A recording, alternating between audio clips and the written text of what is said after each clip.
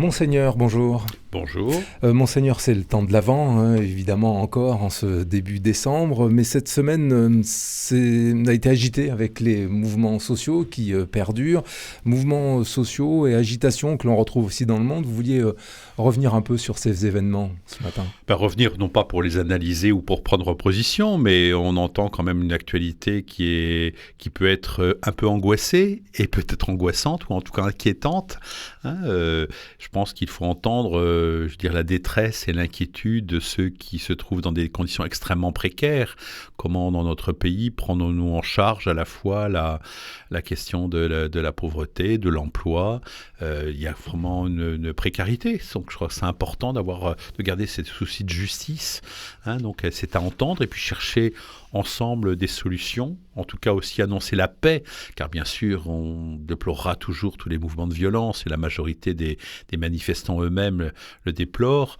Donc il y a une situation nationale et je crois qu'il n'y a pas aucun pays aujourd'hui ne peut être épargné parce que rien n'est simple et la question des ressources et des dépenses pour un pays, pour un ménage, pour une personne, c'est capital. Alors au niveau international, on le voit bien. Jusqu'ici, j'avais moi un peu conscience en me disant l'Amérique latine est quand même calme, paisible, et puis là, c'est plus le cas du tout. Là, depuis quelques mois, on voit ces mouvements qui montent, à la fois on comprend, car c'est une question aussi de survie.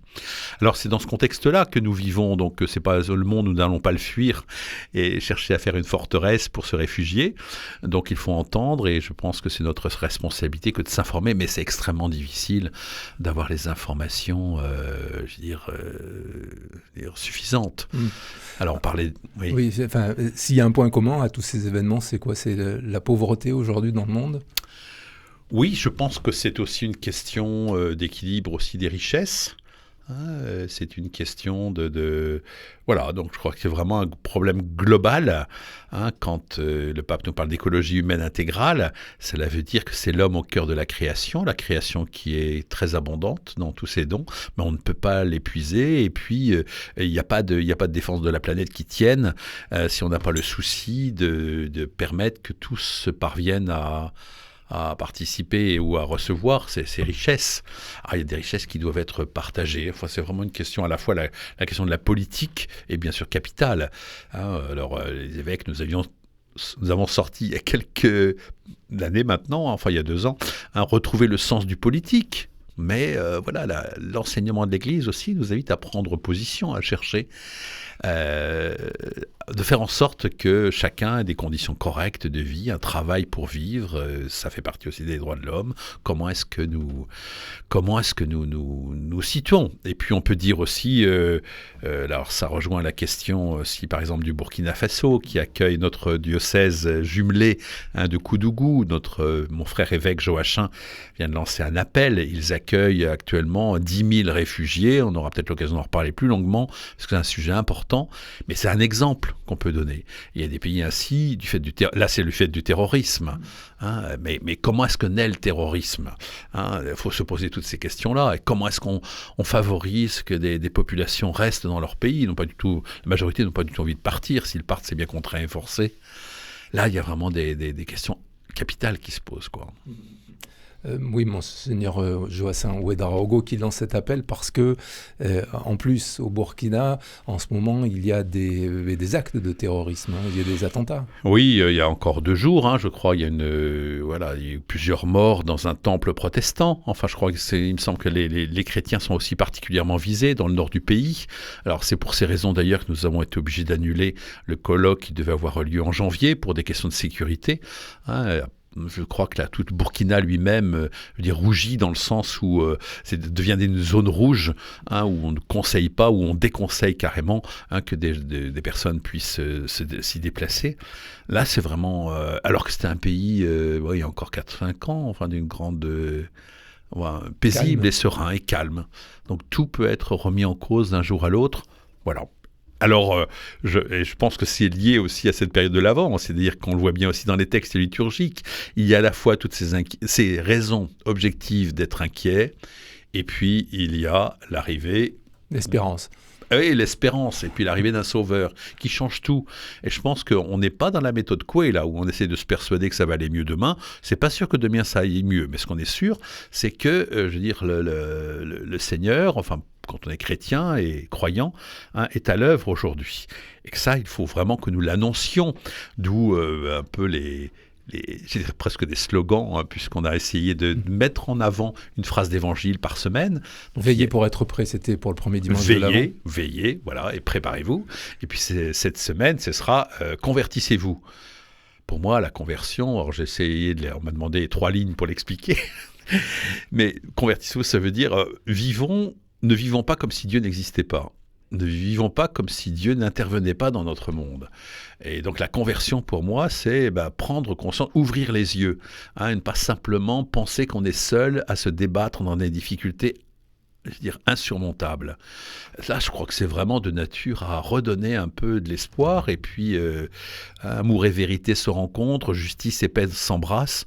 C'est vraiment tout ce qu'on peut souhaiter pour notre monde aujourd'hui. Donc l'Avent est vraiment une période très importante.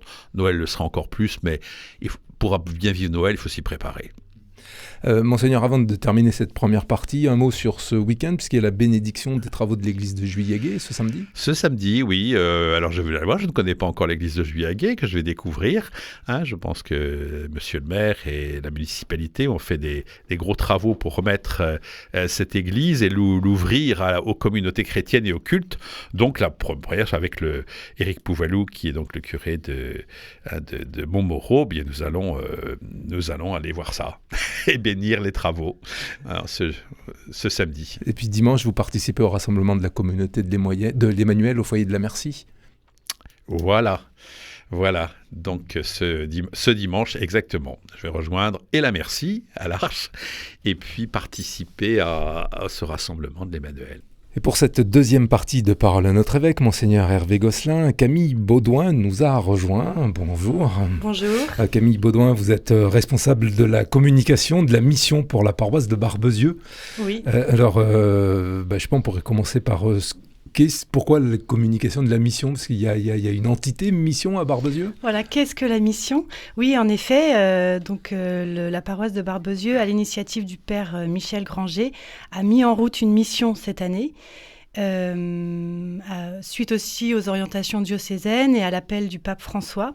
Donc on s'est lancé dans une année missionnaire et pour cela, on a d'abord constitué une équipe. Le père Michel a appelé autour de lui 7 responsables pour développer cette année missionnaire. Donc, je m'occupe de la communication, mais nous avons donc un responsable évangélisation, un responsable grands événements, un responsable logistique et un responsable liturgie. Et un dernier responsable qui est dans le nom dont ça m'échappe, et puis un coordinateur, de la mission. Et toutes ces personnes-là, on porte le projet de la mission, développe la mission, mais c'est évidemment ouvert à tous les paroissiens et chaque équipe est composée de plusieurs personnes, pour mener à bien la mission cette année. Mais qu'est-ce que vous mettez, vous, derrière ce terme de mission ? Donc la mission part d'abord d'un élan, c'est d'abord un mouvement de la paroisse pour se re-questionner d'abord nous, paroissiens, sur la manière de vivre le Christ au quotidien, comment nous vivons l'Évangile. Ça part d'abord de ce questionnement-là, de cette mise en route pour ensuite être capable d'annoncer le Christ autour de nous au plus grand nombre possible.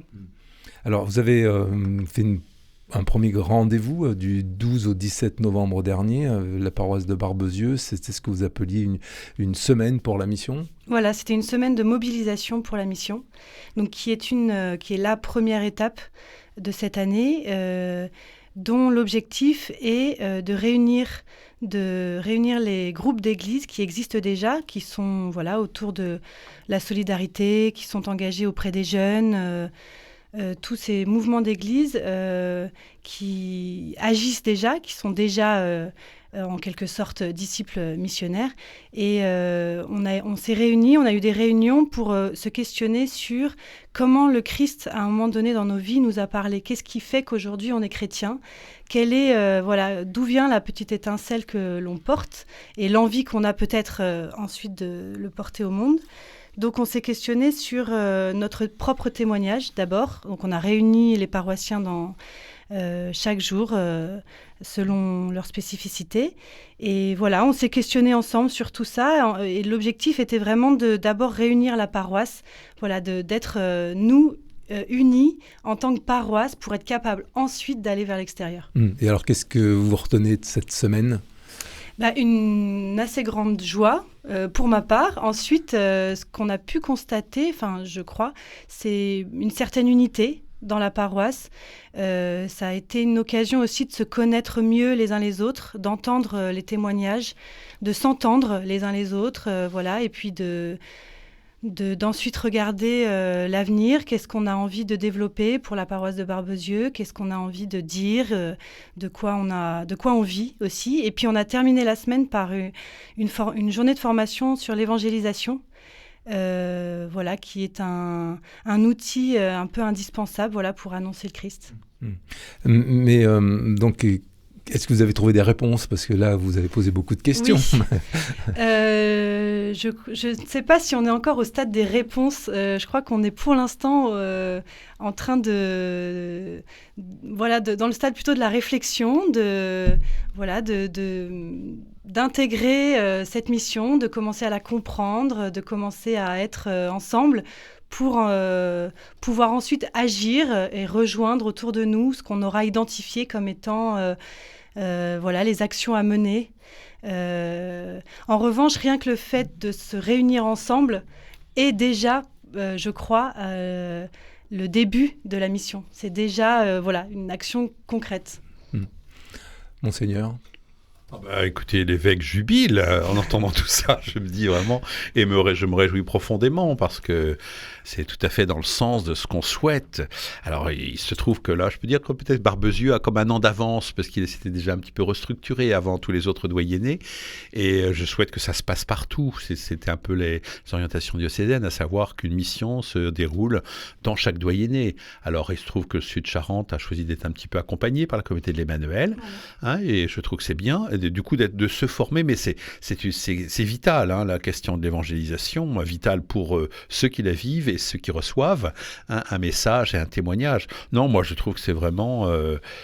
d'ailleurs, on compte bien entendre le témoignage et suivre les étapes de près. En tout cas, ils peuvent compter et à la fois sur notre prière ou notre présence aussi à certains moments.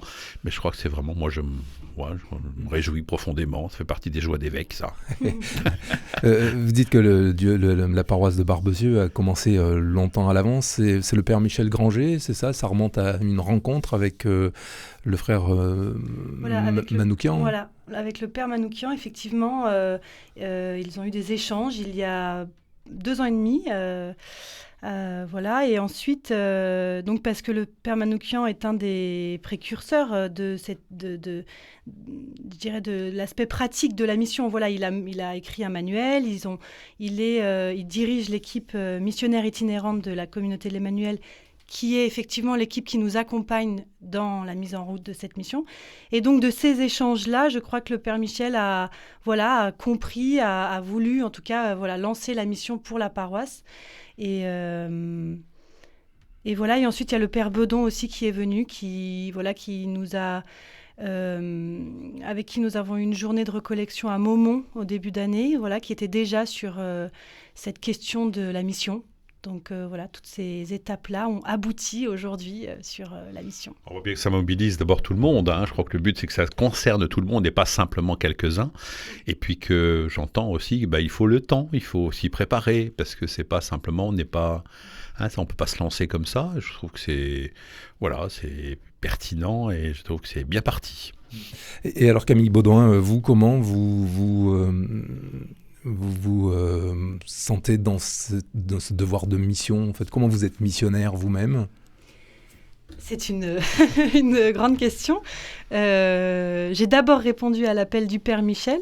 J'avais donc entendu cette idée de mission en début d'année sans pour autant la comprendre pleinement. Et je commence à vraiment la comprendre comme étant en fait un peu une évidence dans mon parcours de foi. Parce que l'idée d'être missionnaire est pour moi la même idée qu'être disciple. Être disciple du Christ, c'est forcément l'annoncer à un moment donné. Selon ses capacités, selon ce qui nous est donné de pouvoir développer. Et donc pour moi, c'est une continuité dans mon parcours de foi et une joie de pouvoir le mener. Mais est-ce que c'est une veille au quotidien ? C'est-à-dire il faut que j'agisse en missionnaire ou ça se fait plus naturellement ? Oui, c'est au quotidien encore plus pour la communication parce qu'il faut être quand même au taquet, il faut être il faut bien cerner les moments où il faut communiquer, voilà. Donc ça c'est pas une évidence pour le coup, c'est un travail à développer et c'est une veille, je dirais que c'est une attitude être missionnaire. Je trouve que c'est ça que ça va changer sans doute aussi chez moi personnellement et je l'espère pour les autres aussi, c'est de porter davantage le Christ et de se dire que tout le monde que notre expérience, que notre témoignage est apporté au plus grand nombre. C'est une attitude, je dirais. Avec la difficulté de ne pas tomber dans le prosélytisme, c'est ça, ouais. Monseigneur ? Oui, alors on parle beaucoup de prosélytisme quand il s'agit d'aller annoncer la bonne nouvelle, mais le prosélytisme, c'est quand il y a une forme de pression pour pouvoir forcer quelqu'un à croire. Dans l'idée de prosélytisme, il y a une idée de manipulation. Alors après, quand on dit que Jésus était important pour moi, c'est pas du prosélytisme. C'est là où on rejoint une question importante, qui est la laïcité aussi dans notre pays. C'est pas du tout taire le fait religieux, c'est lui permettre d'être vécu dans de bonnes conditions, de liberté, bien sûr. Là, c'est gens libres, et quand on va sonner à la porte de quelqu'un, c'est pour lui dire, on existe, si jamais ça vous intéresse, venez. Si la personne ferme la porte, elle ferme la porte. Je veux dire, c'est ça la question. Donc moi, je lis pas en évangélisation et prosélytisme, mais vous avez raison. Il faut quand même être dans la formation, ça arrive. On n'a pas à insister outre mesure, mais on a aussi à le dire, parce que si on le dit pas, c'est là où quelque part on est, on n'est pas dans notre identité de chrétien. Est-ce que ça se traduit par le port aussi de symboles religieux ?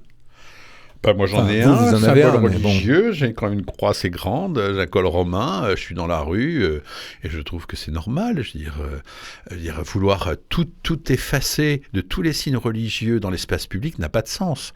Autant l'État est véritablement laïque et doit ne pas manifester une préférence pour telle ou telle religion, mais l'homme en société est religieux, donc affirmer sans ostentation ou sans gloriole, mais je pense pas être en défaut.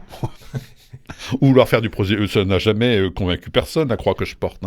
Ça peut être un signe qui interpelle, et si jamais on vient m'interpeller parce que j'ai une croix, je pourrais y répondre, mais ça n'a jamais forcé quelqu'un à croire. Ça se saurait, je pense. Ça se saurait.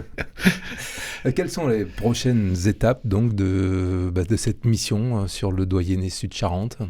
Donc on Camille va continuer cette année.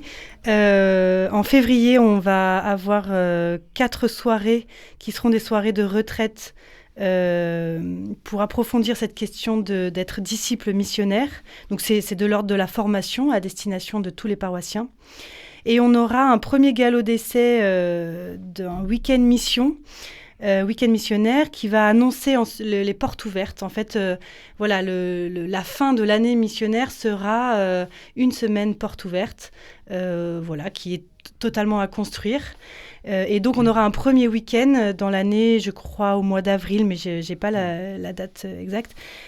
Pour tester un petit peu quelles sont les actions que la paroisse peut mener et en espérant que ça nous permette d'ouvrir les portes de l'Église à la fin de l'année de la meilleure manière. Ouvrir les portes de l'Église, c'est aussi proposer cette évangélisation, cette mission. Oui, je souhaite toutes les portes puissent être ouvertes. C'est ce qui pose des problèmes également, mais problème parce qu'il faut une présence. On voit bien avec la dégradation aussi des églises. Il y a encore une profanation d'une église là à Linard cette semaine, je veux dire, où il y a 8 jours. C'est quand même bon. Mais en même temps, il faut que les églises soient ouvertes parce qu'une église fermée n'a pas de sens. Elle perd sa signification. On ne peut pas toujours la laisser ouverte pour des raisons de sécurité, mais on peut aussi augmenter les temps un peu de présence dans ces églises, où chacun et tous, quand ils passent, doit se sentir bienvenu. Oui, puis porte ouverte, j'imagine aussi que c'est, comme vous dites, aller à la rencontre. Porte ouverte, c'est ouvrir aussi notre cœur à ce qui est autour de nous et comment on va annoncer le Christ, comment on va rejoindre l'autre à la périphérie aussi, comme a pu le dire le pape François. Et dans le calendrier, c'est toute l'année ou ça va au-delà? Alors donc non, ça terminera au mois de juin. Les portes ouvertes seront du 10 au 21 juin. D'accord. Voilà. Et après, donc. Et après, l'idée, ce sera que la pastorale qui suivra, que l'on pourra reprendre, pastorale permanente, quoi. Voilà, puisse être enrichie et puis un petit peu nourrie de cette année missionnaire.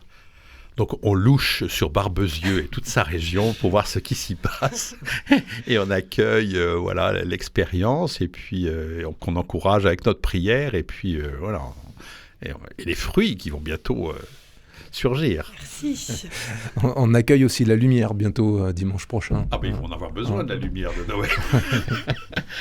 Ils vont la recevoir d'ailleurs, je pense. Hein. Voilà, et on va notamment inviter les personnes qui iront au marché de Noël qui tombe aussi le 15 décembre. On ira dans la rue les rencontrer et leur proposer de venir à la célébration autour de la lumière de Noël. Lumière de Bethléem, donc portée par les scouts depuis Jérusalem jusque-là. Ce sera dimanche 15 décembre, ce déploiement dans les doyennés. Merci beaucoup Camille Baudouin d'être venue jusqu'ici pour nous parler de cette semaine de la mission et de ce qui se met en place à Barbezieux autour de cette mission. Merci Monseigneur. Merci à vous, merci à Camille. Et bonne période de l'Avent. Et à la semaine prochaine. Merci.